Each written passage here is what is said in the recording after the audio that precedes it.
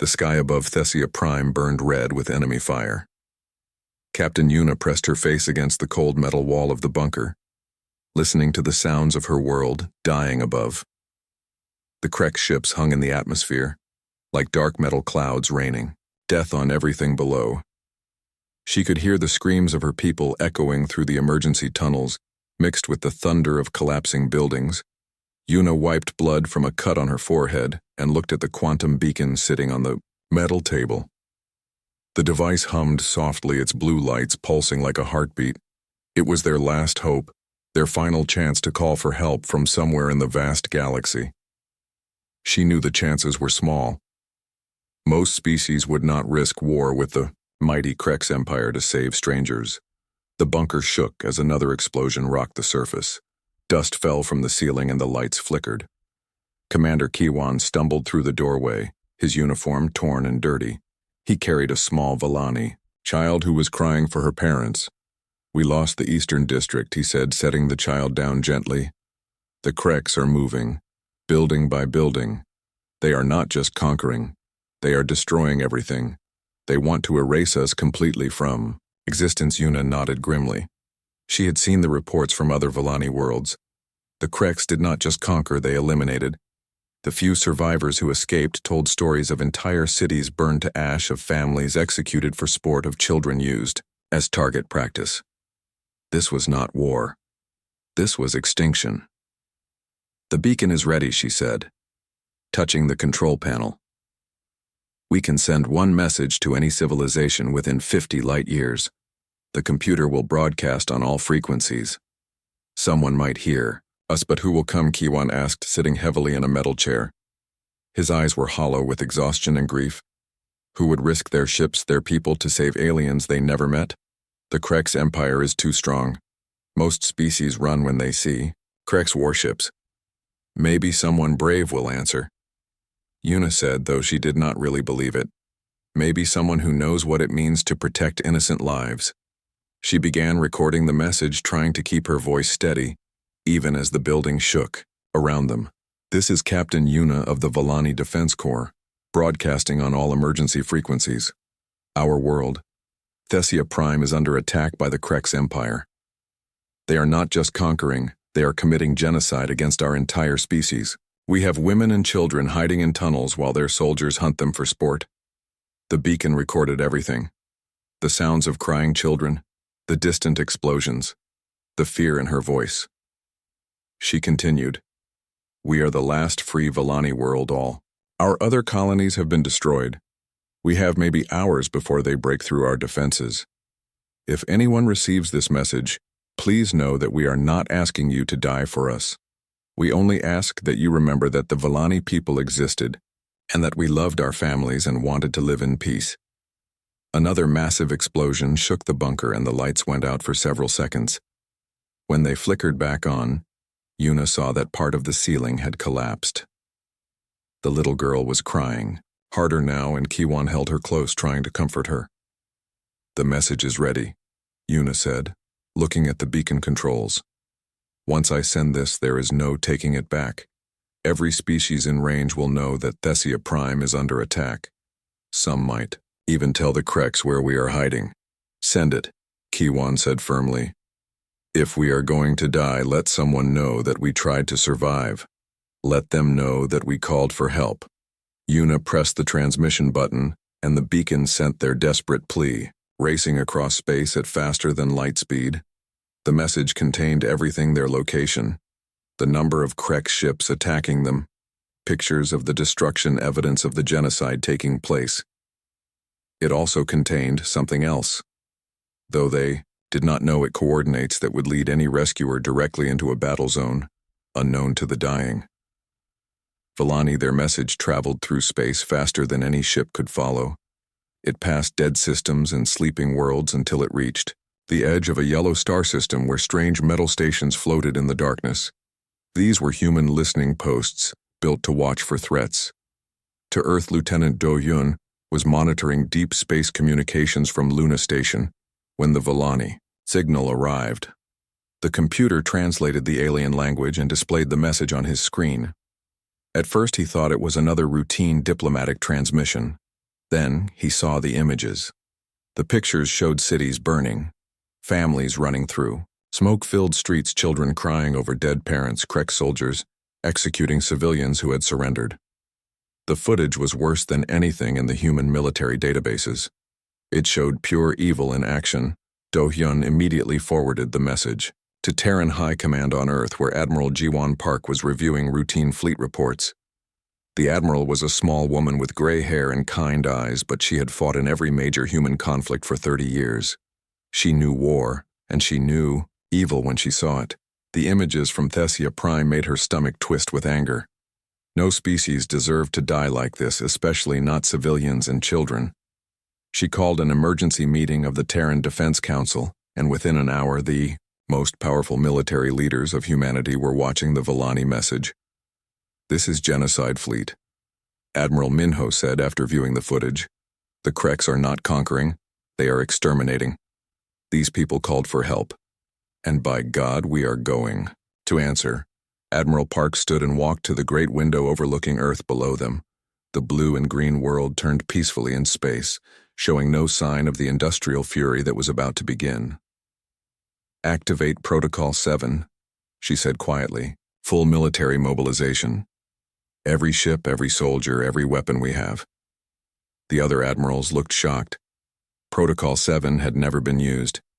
It was the emergency plan for defending Earth itself from total destruction. "Are you certain?" Admiral 1 of them asked. This could mean war with the entire Kreks Empire. Admiral Park turned back to the screen showing Volani children hiding in bunkers while their world burned. "Those people asked for help," she said. "They do not know that humans exist. They do not know that we evolved on a death world that made us the greatest warriors in the galaxy. They only know that they are dying, and they need someone to care." She looked at each officer in turn. "We will show the galaxy what happens when someone hurts innocents and humans find out about it." Within hours, Earth transformed from a peaceful world into a war machine. Shipyards that normally built one vessel per month began working around the clock. Orbital factories switched from making civilian goods to producing weapons and armor. Human colonies throughout space received mobilization orders and began sending their ships toward Earth. The Volani beacon fell silent after sending their message. The bunker had been hit by Kreks artillery, and Captain Yuna lay unconscious under fallen concrete. But their cry for help was already racing toward beings who would not ignore it, toward humans who had learned long ago that sometimes the only way to stop evil was to fight it with everything you had. 3 days after the desperate message left Thessia Prime, the fabric of space itself began to tear at the edge of the system. Strange energy readings appeared on Krek's sensors as something massive approached through hyperspace. General Vex stood on the bridge of his command ship studying the readings with mild interest. "Another weak species coming to interfere," he told his officers. "Most likely some pacifist civilization wanting to negotiate. They always think they can talk us out of conquest." Kreks had seen this before. Other species occasionally tried to help planets under attack, but they usually ran when they saw the size of the Kreks fleet. General Vex commanded over 800 warships, each one capable of destroying cities from orbit. He had conquered 17 worlds for the Empire and never lost a battle. The hyperspace distortions grew stronger, and Krek's instruments detected hundreds of objects approaching. The readings were strange, though. These ships had energy signatures. Unlike anything in their databases, the metal composition was different. The reactor outputs were massive, and the weapon configurations made no sense. "Sir, we are detecting 200 ships approaching," one of his officers reported. "They appear to be military vessels, but the design is completely unknown." General Vex laughed. 200 ships against 800. This would be over quickly. He had faced larger fleets before and crushed them all. The newcomers would probably retreat as soon as they saw his forces. Or maybe they would try to negotiate for the lives of the Volani. Either way, it would be amusing. Then space exploded with light as the human fleet emerged from hyperspace. The ships that appeared were like nothing the Kreks had ever seen. They were not sleek and curved like most alien vessels. Instead, they were angular and brutal-looking, built for war rather than beauty. The largest ships were massive metal fortresses, bristling with gun turrets and missile launchers. The smaller vessels looked fast and deadly like metal sharks ready to attack. Admiral Park stood on the bridge of her flagship, the dreadnought Incheon, watching the Krex fleet spread out before them. Her tactical officers were already analyzing enemy positions and planning attack routes. She had fought pirates and raiders before, but never anything this large. Still, she felt calm. The human fleet was outnumbered, but not outclassed. Captain. Soman prepared her fighters on the carrier Busan. Her pilots were young but well-trained. Each one had grown up hearing stories of humanity's greatest battles against impossible odds. They knew that today they would either become heroes or die trying. There was no middle ground when facing genocide. The Krex detected the human fighter launches and General Vex frowned. These aliens were acting strangely. Most species tried to communicate first or position their fleets defensively. These newcomers were already preparing for battle as if they had come here specifically to fight, sir. The unknown vessels are hailing us, an officer reported. Put them through, General Vex said. He would enjoy hearing another species beg for mercy or try to bargain for Villani lives. It always amused him when weak aliens thought they could negotiate with the mighty Krex Empire. The transmission opened and Admiral Parkface appeared on the screen. She was smaller than most Krex expected alien leaders to be, but her eyes held a coldness that made even hardened warriors uncomfortable. When she spoke, her voice was calm but carried the weight of absolute authority. You have committed genocide against innocent civilians, she said in perfect Krex language. You have targeted children and families for extermination. This stops now. Surrender your fleet or face complete destruction. You have exactly 60 seconds to comply. General Vex and his officers looked at each other in shock, then began laughing. No alien had ever spoken to the Krex Empire with such arrogance. This tiny female thought her 200 ships could defeat 800 Krex warships. It was the funniest thing he had heard in years. Foolish alien, he replied. You face the might of the Krex Empire. We have conquered 100 worlds and destroyed countless fleets. Your pathetic force will be scattered like dust in the wind, Admiral Park. Expression did not change. 50 seconds, she said. The countdown continued while both fleets maneuvered into position. Krex ships formed their traditional battle line designed to bring maximum firepower to bear on enemy vessels. The human fleet did something different. They spread out in small groups, each one moving independently like a pack of hunters. 30 seconds, Admiral Park announced. General Vex had grown tired of this game. He gave the order to open fire. Hundreds of Krex ships unleashed their weapons, creating a wall of energy that could destroy any normal fleet. The space between the two forces filled with deadly light as massive cannons and missile batteries fired at once. The humans did not retreat or try to dodge. Instead, they accelerated directly into the enemy fire. Their shields flared bright blue as they absorbed hits that would have crippled other species' ships. But the human vessels kept coming, their own weapons beginning to respond. Lieutenant Hyunwoo piloted his fighter through the chaos, watching enemy fire streak past his cockpit. He had trained for this moment his entire life, but seeing real battle was different from simulations. The Krex were trying to hit refugee ships fleeing from the planet's surface, and that made him angry. He broke formation and dove toward the Krex bombers chasing civilian transports. His squadron leader shouted orders to return, but Hyunwoo ignored them. The Villani families below needed protection more than he needed to follow rules. His fighter streaked toward the enemy like an arrow seeking its target. The first exchange of fire shocked the Krex commanders. Human weapons hit harder than expected, and their shields held longer than seemed possible. Several Krex ships took critical damage while the human fleet barely slowed down. These aliens fought like nothing they had encountered before. Captain Soman watched her fighter. Squadrons engaged the enemy and felt pride mixed with fear. Her pilots were performing magnificently, but they were still outnumbered. The carrier Busan shook as enemy fire found its mark, but her crew kept working their jobs with steady hands. Commander Taehyung led a boarding party toward a damaged Krex ship that was fleeing toward the planet. His Marines wore powered armor and carried weapons designed for close combat against aliens. They had studied Krex anatomy and knew exactly where to hit for maximum effect. The battle raged across space as human ships proved that numbers alone did not guarantee victory. Their tactics were different, more aggressive than anything the Kreks had faced.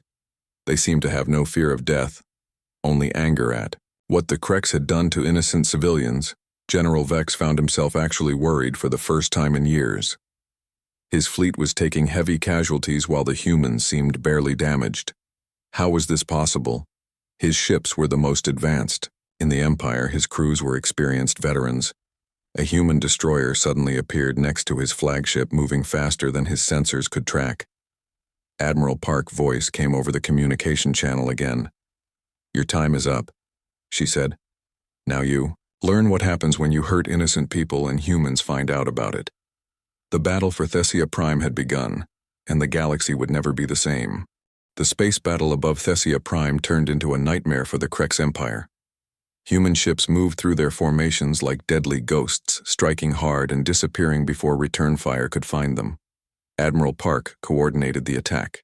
From her command deck, watching hundreds of tactical displays while her officers fed her constant updates, the humans fought differently than any enemy the Kreks had faced before.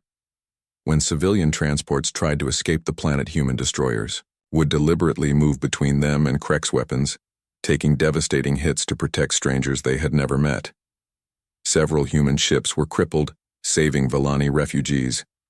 But their crews kept fighting even as their vessels fell apart around them. Commander Tai Hyung docked his assault shuttle with a Kreks prison ship and led his Marines into the corridors inside. The ship held captured Vellani civilians' families that had been taken during the initial assault on Thessia Prime. What his team found made even battle-hardened soldiers feel sick. The Kreks had been torturing their prisoners for entertainment. Vellani children were kept in tiny cages while their parents were forced to fight each other for food. Adults had been subjected to medical experiments designed to cause maximum pain. The ship stank of death and suffering. Taehyung felt something cold settle in his chest as he moved through the prison levels. His Marines worked with deadly efficiency, clearing each section and freeing terrified Vellani families. The aliens could barely walk after days of torture, but they looked at their human rescuers like they were angels sent from heaven.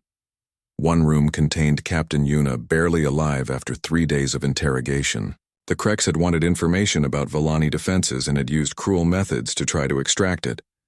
Her body was covered in burns and cuts, but her eyes still held defiance. "You came," she whispered when Taehyung lifted her carefully. "You actually came to help us. We heard your message," he said gently. "We could not ignore it." As human medical teams treated the rescued Vellani prisoners, the space battle continued to rage. Admiral Park's fleet hammered the Kreks forces with ruthless precision. Every time the enemy tried to regroup, human ships would appear from a new direction, hitting them where they were weakest. Captain Somin launched wave after wave of fighters from the carrier Busan. Her pilots had abandoned all caution and threw themselves at Kreks bombers with suicidal courage. When Lieutenant Hyunwoo fighter took critical damage, he aimed it directly at a Kreks cruiser that was targeting a hospital ship. His sacrifice saved 300 Vellani medical staff and patients. The psychological impact on the Kreks fleet was devastating.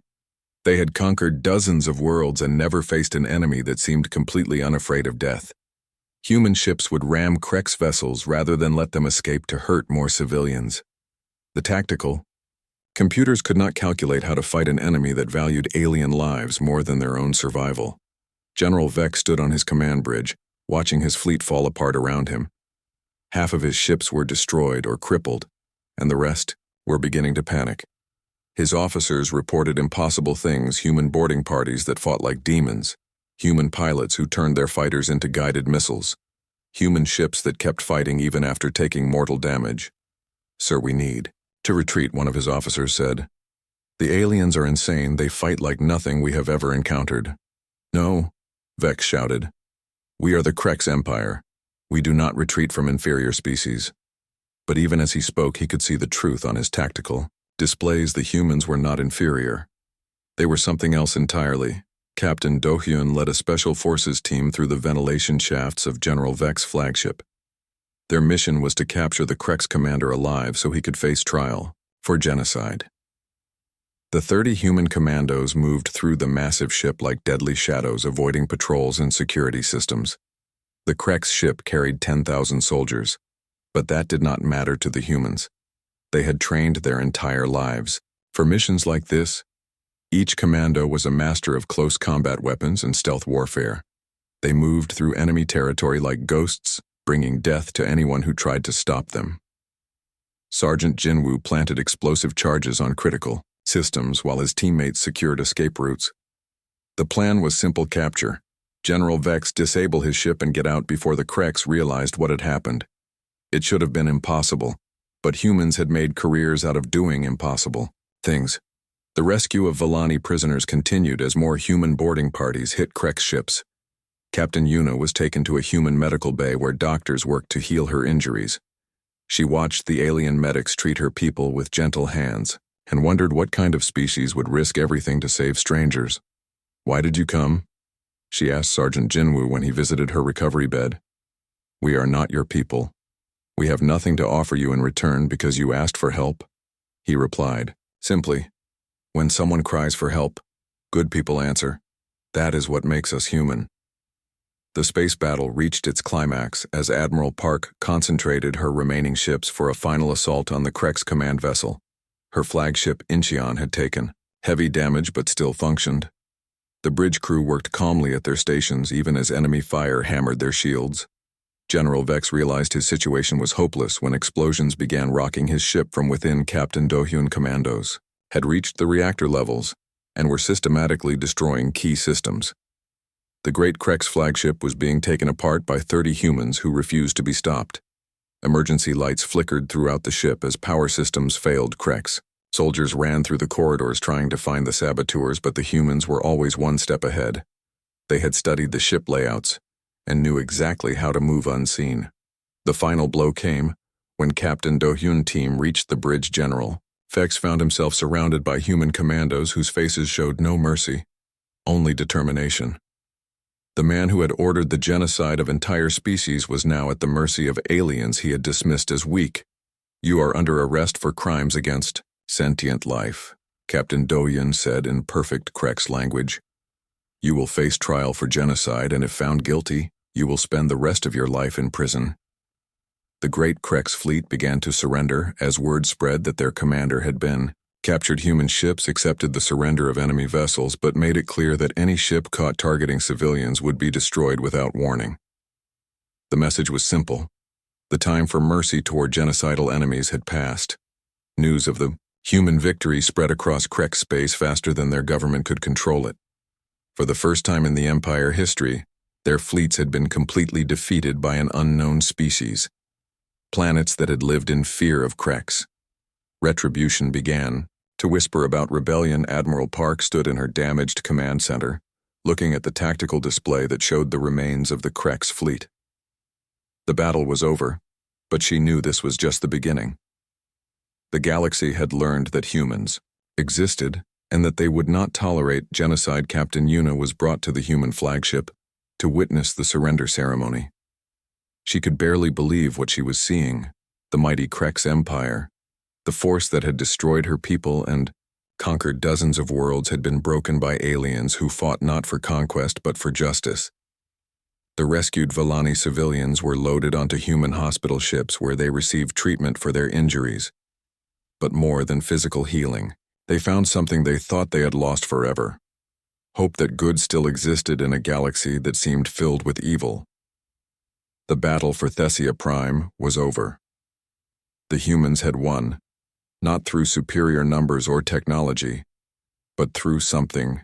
The Krex could never understand: the willingness to die for people they had never met. The galaxy would remember this day as the moment everything changed.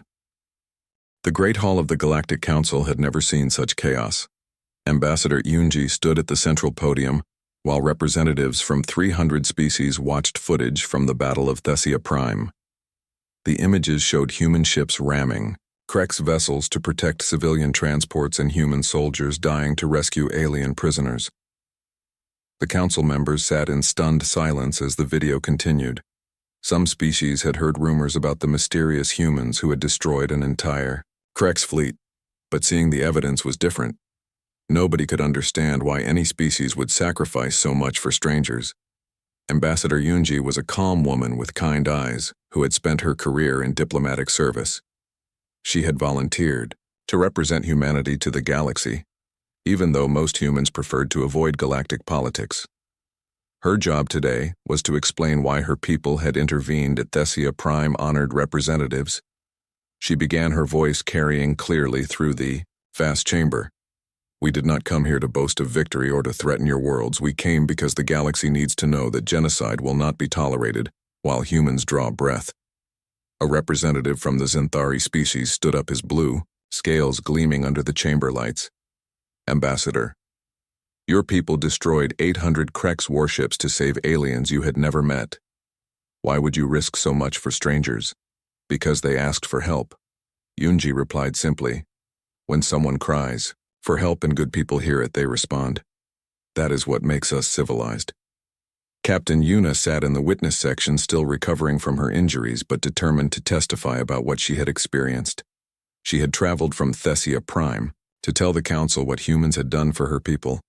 Many representatives had never heard a first-hand account of human combat behavior. When called to speak, Yuna walked slowly to the podium, her voice trembling with emotion. I watched human pilots turn their fighters into missiles to save Vellani children they had never met, she said. I saw human soldiers die protecting alien families while their own ships burned around them. The chamber fell completely quiet as she continued. They did not come to conquer or to take resources. They came because we asked for help and they could not ignore our suffering. I do not understand how evolution could produce beings so willing to sacrifice for others. Dr. Nari, a Vellani scientist who had studied the human rescue operation, approached the podium next. She carried data tablets containing her analysis of human behavior during the battle. The information she was about to share would change how the galaxy understood evolution itself. I have spent months studying human psychology, she announced. The humans do not fight despite their dangerous homeworld. They fight because of it. Their planet taught them that cooperation and sacrifice were essential for survival. They evolved to protect the group even at personal cost. The implications were staggering. Most species developed intelligence to compete with rivals, but humans developed it to work together against a hostile environment. Their entire psychology was built around protecting others, even strangers. This made them unique in the galaxy fleet. Admiral Minho arrived at the council with a massive humanitarian fleet, carrying supplies for Thessia Prime reconstruction. His ships were not warships, but hospital vessels, construction, equipment, and relief supplies.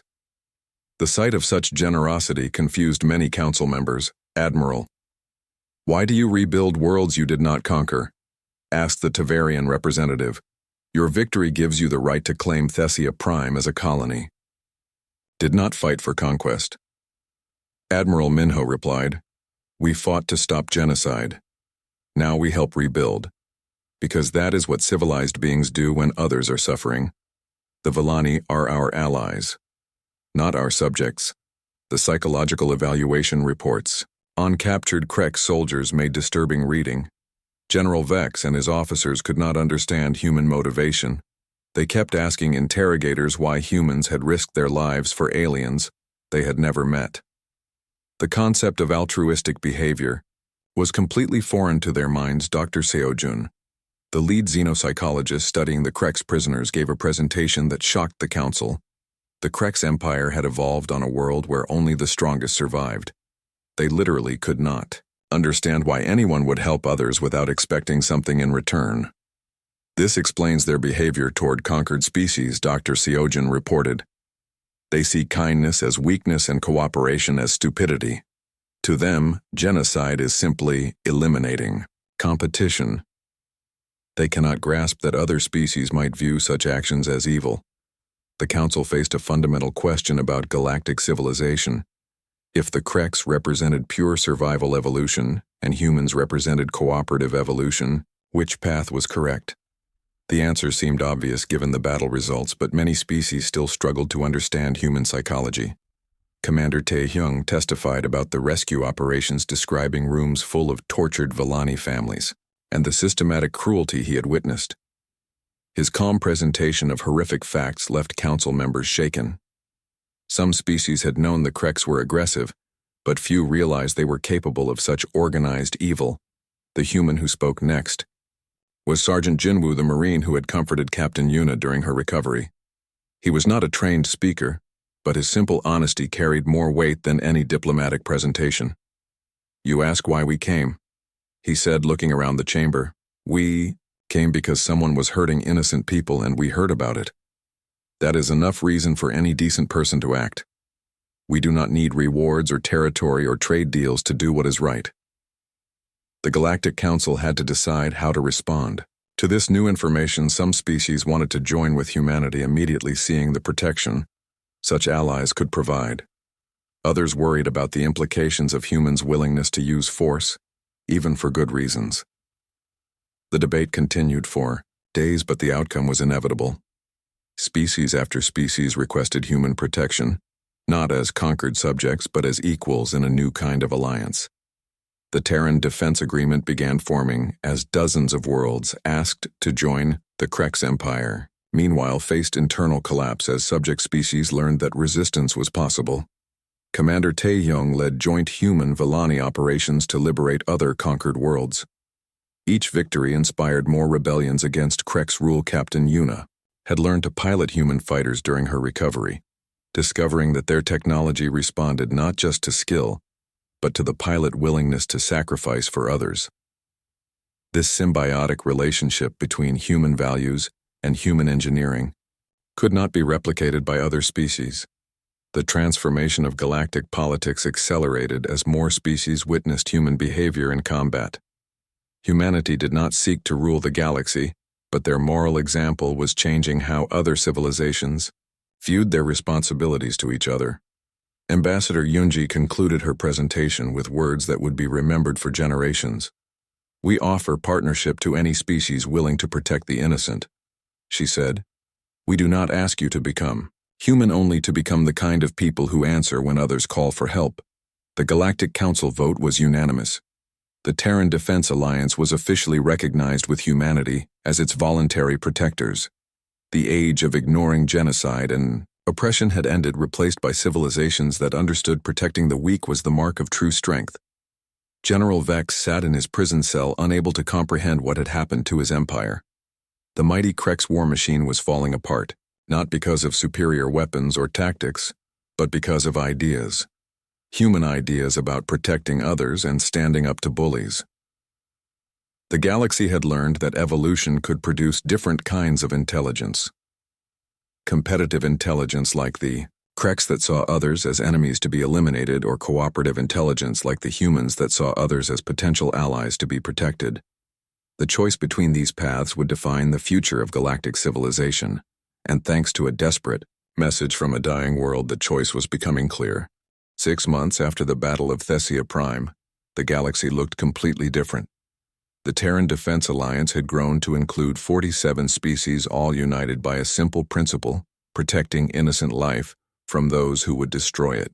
Admiral Park stood on the observation deck of Unity Station, watching ships from dozens of worlds working together. The space station orbited Thessia Prime, serving as headquarters for the new galactic peacekeeping force. Villani engineers worked alongside human technicians, while former Krex soldiers served as maintenance crews under the supervision of species they had once tried to conquer. It was a sight that would have been impossible just months before. Captain Yuna now wore the uniform of a TDA, flight instructor, teaching pilots from 12 different species how to fly human-designed fighters. The technology was freely shared, but pilots quickly learned that the ships responded best to those willing to put others before themselves. Today, she was training a class of young Xanthari pilots who struggled with human tactical concepts. The blue-scaled aliens were naturally cautious, preferring to avoid combat rather than seek it. This made them excellent defensive pilots, but poor at the aggressive maneuvers needed to protect civilians under fire. "Remember," she told her students, "the ship can sense your intentions. If you truly care about protecting others, the fighter will respond faster and turn tighter. It is not just technology. It is a partnership between pilot and machine." One of her students raised his hand. "Instructor Yuna, why do human ships work this way? Why would you build technology that judges the pilot values because human values and human technology grew up together?" She replied, Our ancestors built tools not just to fight enemies but to protect families. Our ships carry that same spirit. They want to save people, not just kill enemies. The first joint human-alien military academy had opened on Thessia Prime, where students from across the galaxy learned not just military tactics but the philosophy behind them. Professor Jinwoo, the former Marine sergeant, taught courses on ethics in warfare that drew students from every member species. War is not about defeating enemies, he explained to a mixed class of humans. Filani and reformed Krek's war is about protecting those who cannot protect themselves. Everything else is just murder with better organization. The reformed Krek students struggled with these concepts. Most their species had been taught that strength meant dominating others. But now they were learning that true strength meant using power to protect the weak. It was a difficult transition that required constant supervision and guidance. Colonel Sung-hoon oversaw the rehabilitation programs in former Krek's territory, where entire worlds were learning new ways of thinking. Former Krek soldiers worked in construction teams rebuilding the cities they had once destroyed under human supervision. They were not prisoners but students learning what it meant to be civilized. The work was slow and sometimes frustrating. Many Kreks could not understand why their former enemies were helping them rather than executing them for war crimes. The concept of mercy was as foreign to them as the concept of altruism. But gradually some began to change. General Vex himself had become an unexpected symbol of transformation. After 18 months in human custody, he had begun working with Captain Yuna to develop protocols for preventing future genocides. His knowledge of Krek's military thinking proved valuable for understanding and defeating other aggressive species. "I do not understand why you did not execute me," he said during one of their planning sessions. "I ordered the deaths of millions of your people. Justice would demand my death.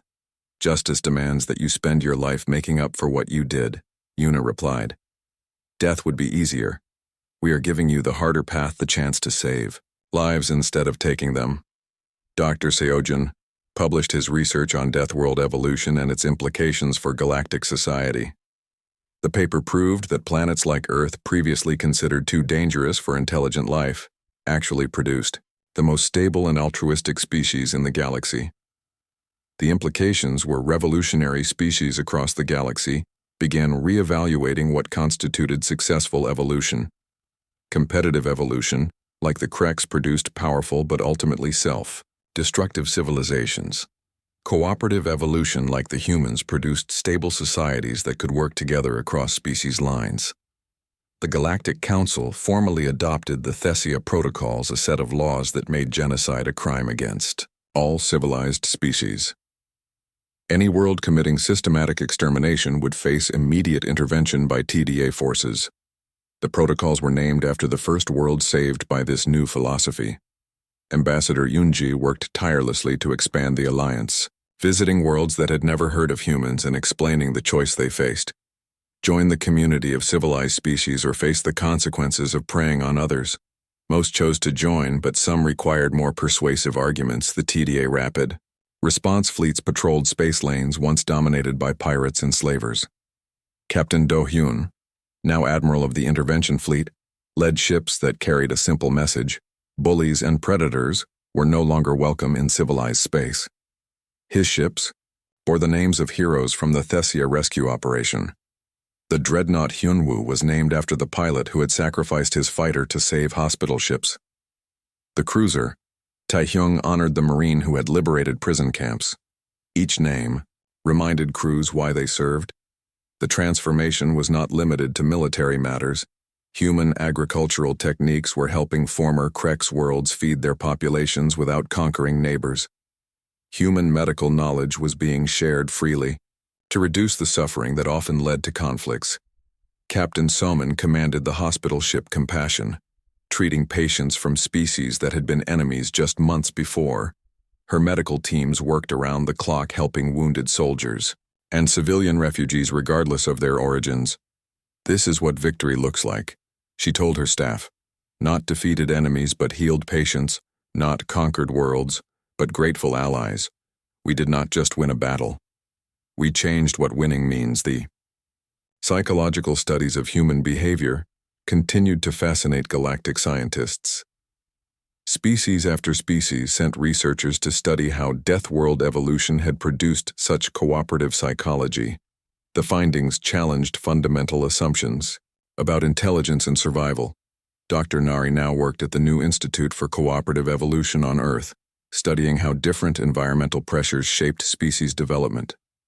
Her work showed that harsh environments could produce either competitive or cooperative responses depending on whether individual or group survival was more important. On worlds where individuals could survive alone, evolution produced competitive species like the Kreks. On worlds where survival required group cooperation, evolution produced species like humans who instinctively protected others, even strangers.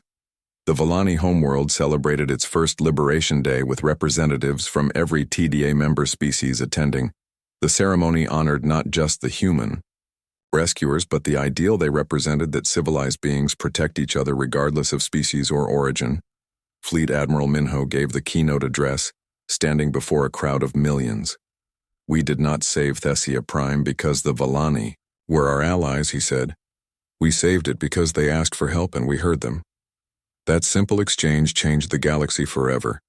The day concluded with the dedication of the Memorial to the Unknown, victims a monument honoring all those who had died under oppression before the galaxy learned to answer calls for help. The inscription was written in every known language but began with simple English words. "Never again will cries for help go unanswered."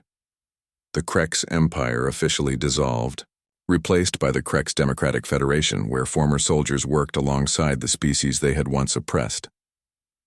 The transition was difficult, but human advisors helped establish democratic institutions and peaceful conflict resolution. The new Kreks government faced many challenges as citizens struggled to understand concepts like voting and compromise. But slowly, with patient guidance from human and Volani teachers, they began to build a society based on cooperation rather than domination. The economic transformation was equally dramatic.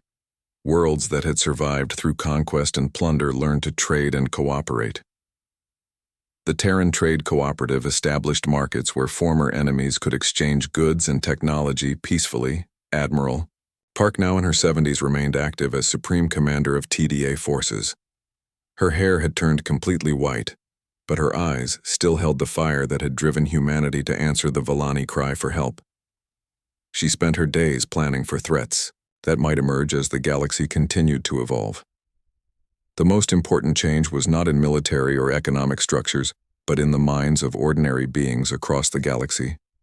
Children grew up learning that different species could work together, that strength meant protecting others, and that answering calls for help was the mark of civilization. The transformation was far from complete. Many worlds still struggled with old ways of thinking and new conflicts emerged regularly. But now, when crises arose, the galaxy had a model for response. Civilized beings answered calls for help quickly and decisively. The Thessia principle had become more than a military doctrine. It was a philosophy that guided everything from trade negotiations to scientific research. The simple idea that good people help those in need had reshaped galactic civilization in ways no one could have predicted, as Admiral Park stood watching. 2 years had passed since the Battle of Thessia Prime, and the galaxy barely resembled its former self. Admiral Park, now retired, sat in her garden on New Thessia, watching children play in the rebuilt capital. The laughter of young Volani mixed with human voices as the next generation grew up together in a world their parents could never have imagined. The memorial plaza stretched out before her home, bearing the names of every being who had died in the genocide and every human who had given their life in the rescue. The inscription remained simple but powerful. "Never again will cries for help go unanswered while good people draw breath." Captain Yuna, now Admiral of the Volani Defense Fleet, walked through the garden carrying her infant daughter. The child would grow up in a galaxy where species helped each other rather than preying on the weak. It was a gift that the previous generation had paid for with blood and sacrifice. "Do you think she will understand what you did for us?" Yuna asked, sitting beside her old friend Will. "She comprehend what it meant when humans answered our call." Admiral Park smiled, watching the children play. "She will understand that when people cry for help, good people answer. That is all any generation needs to know." The details matter less than the principle. The Terran Defense Alliance had grown to include over 200 species united not by conquest or threat, but by shared values. Every member world contributed, according to their abilities, whether that meant ship soldiers, medical supplies, or simply safe harbors for refugees. The Galaxy patrol fleets maintained peace across known space, carrying the simple message that predatory behavior would not be tolerated. Admiral Do-hyun commanded the Rapid Response Forces from his flagship Justice, a massive carrier that could deploy anywhere in the galaxy within days. His crews were mixed species teams who had trained together until they functioned as smoothly as any human unit. The key was not technology or tactics, but shared commitment to protecting innocent life. All personnel understood that their job was to answer calls for help, no matter how dangerous the response might be. The transformation of the former Krex Empire continued under careful supervision. General Vex now served as Director of Conflict Prevention, working with Captain Yuna to identify potential trouble spots before they erupted into violence. His knowledge of aggressive psychology helped predict where problems might develop. "I never understood why you spared me," he told Yuna during one of their planning sessions. "My people would have executed anyone who ordered genocide against them. Your mercy still confuses me. We spared you because dead people cannot save lives," she replied. "Your punishment is to spend the rest of your life making up for what you took. That is harder than death, but more useful to the galaxy." The Krex Democratic Federation struggled with its transition, but progress was visible. Former soldiers worked construction jobs rebuilding cities they had destroyed. Children attended schools where they learned about cooperation instead of domination. The change was slow but genuine. Dr. Seojun research on Deathworld evolution had become required reading at universities across the galaxy. His work proved that cooperative species consistently outperformed competitive ones in the long term. Planets that produced beings willing to sacrifice for others created the most stable and prosperous civilizations. The implications revolutionized how species viewed their own development. Worlds once proud of their competitive evolution began to question whether producing selfish individuals was actually beneficial. Many began implementing human-style education focusing on cooperation and mutual aid. The first generation of children raised under the Thessia protocols was reaching adulthood. Young beings from dozens of species had grown up learning that helping others was normal behavior. They could not imagine a galaxy where genocide was tolerated, or cries for help went unanswered. Commander Taehyung now led the Humanitarian Response Corps, providing aid to worlds hit by natural disasters or economic collapse. His teams included former Krex soldiers who had learned that building was more satisfying than destroying. The work was difficult but rewarding. The memorial services for those lost in the original genocide had become annual celebrations of life rather than mourning. For the dead, Vellani families honored their lost relatives by dedicating themselves to helping others. Survivors like Captain Yuna made sure the lessons learned would never be forgotten. The galactic economy thrived under the new system of cooperative. Trade species shared technology freely, knowing that stronger neighbors meant greater security for everyone. The old pattern of conquest and exploitation had been replaced by mutual benefit and shared prosperity. Ambassador Yunji worked tirelessly to bring the last holdout worlds into the alliance. Her diplomatic missions focused on demonstrating that joining meant protection and prosperity rather than submission. Every successful negotiation meant fewer worlds where oppression could flourish, though monitoring stations throughout the galaxy listened constantly for distress signals, ensuring that no cry for help would go unheard. The crews who staffed these posts took their responsibility seriously, knowing that they might be the first to hear. The next species calling for rescue, Lieutenant Soman, now captain, commanded one of these listening posts from a station orbiting a strategic hyperspace junction. Her diverse crew included humans, Vellani, and reformed Krex, all working together to protect travelers and detect emerging threats. The psychological rehabilitation programs for aggressive species had become a model copied throughout the galaxy. Beings who had grown up believing that strength meant hurting others learned new definitions of power based on protecting rather than dominating. The success rate was impressive, with over 80% of participants successfully integrating into cooperative society. The remaining 20% required longer-term care, but even they showed gradual improvement under patient guidance from human and allied counselors.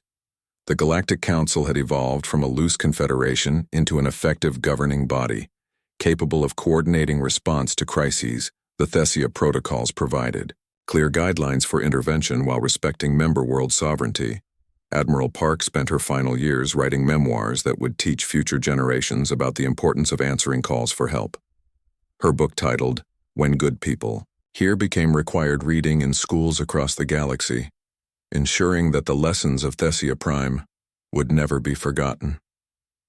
The most profound change was in the hearts and minds of ordinary beings throughout the galaxy. Species that had once viewed aliens with suspicion or fear now saw potential friends and allies. Children grew up expecting help when they needed it and offering help when others called. The transformation was not complete and might never be. Perfect peace remained elusive as new conflicts emerged and old prejudices persisted. But the galaxy now had tools and principles for addressing these challenges cooperatively rather than through domination. Captain Una stood at the memorial wall running her fingers over the names of human heroes who had died saving her people. The sacrifice still amazed her, beings from another world giving their lives for strangers they had never met. It was the most beautiful and terrible gift imaginable. As the sun set over New Thessia, painting the sky in shades of gold and purple, a new emergency signal reached the monitoring stations. An unknown species was under attack by space pirates and crying desperately for help. The response was immediate and overwhelming. Within hours, ships from 50 worlds were racing toward the crisis zone, carrying the message that had transformed the galaxy. When someone asks for help, good people answer. That simple truth had become the foundation of galactic civilization. The age of standing, by while innocents suffered, had ended, forever replaced by beings who understood that protecting others was not just a moral duty, but the mark of true intelligence.